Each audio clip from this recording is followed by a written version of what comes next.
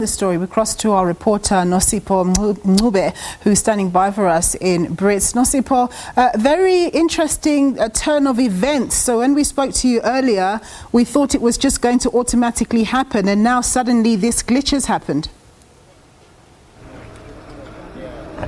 Yes, Nompumelelo, as you've reported earlier, we were denied access into the lodge where you heard Buang Jones just speaking to us about a bit of the miscommunication between themselves and the owners of the lodge. But I do have him here with me now just to tell me that they have now granted us access. But as you can see behind me, some of the reporters have had to jump over the gates just to enter the lodge. Buang, thank you again for speaking to us. In the interest of time, just very briefly, what has happened since the last time we spoke, where you told us that we've been denied entry into the lodge? Well, what has happened is that we've duly consulted with the South African Police Service. We've informed them about the provisions of our Act, which permit us to enter these premises. I've also engaged with our leadership at the Human Rights Commission, and we are now going to exercise our powers and perform our functions without undue interference. The family is gratified by this because they want to find closure, because immediately after this inspection, the family has to go to Brits to collect the body of Enoch. With regards to, the owner being here, where is he? And also the family having to jump over the gate. I mean, that is, quite humiliating in a sense. It's rather unfortunate. The owner has not granted us access. The gate is still locked.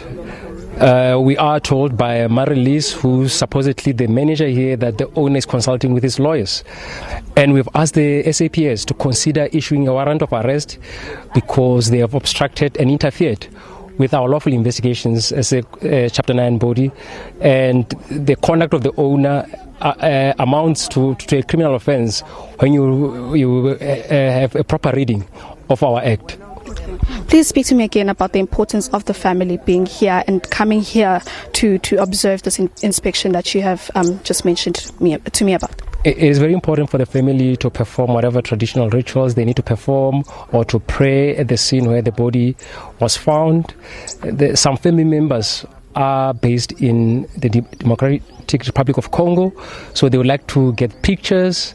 So the family wants to see the layout of the place so that they have a better sense, because as we speak there are still conflicting versions as to what transpired. That is why we are going to urgently call for a parents meeting, the parents of credit learners. We want to have our own public meeting as a Human Rights Commission so that the parents can then permit us to interview the learners who are part of this orientation camp.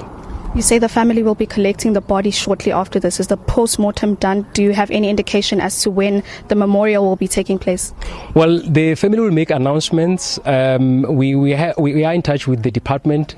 We have asked for financial aid to assist the family to bury Enoch. We are still awaiting a formal response from the department, and we hope that once this has been sorted, the Enoch will be buried sometime next week.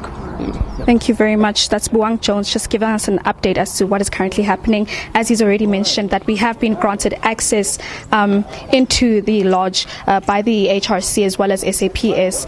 They will be issuing a warrant though for the owner of the lodge, who still has locked the gates, meaning that we do have to jump over the gates, including the family having to jump over these gates just to go see the place where Enoch died. But that's it from here. Back to you in studio, Nompumelelo. Thanks very much, Nosipho, for that report.